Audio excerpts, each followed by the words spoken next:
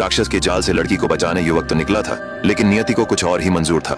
रास्ते में उसे एक सांप ने काट लिया। उसकी दर्द भरी पुकार सुनकर पास ही रहने वाला भेड़िया आया और उसे अपने गुफा में ले गया।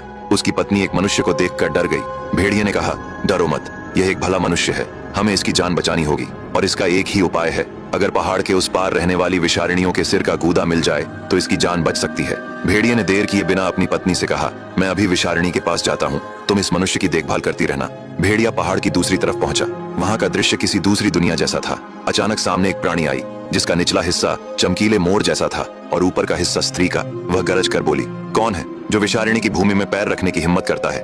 भेड़िया कांपते हुए बोला, हे देवियों, मैं आपकी शरण में आया हूँ। एक मनुष्य मर रहा है, कृपा करके उसकी मदद करें।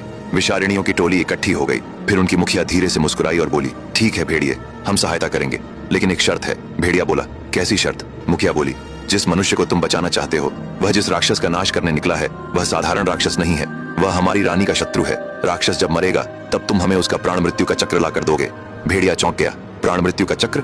वह क्या है? विषारिणी बोली, राक्षस के तोते में उसका प्राण बसा है। जब वह प्राण नष्ट होगा तो उससे एक प्रज्वलित शक्ति निकलेगी।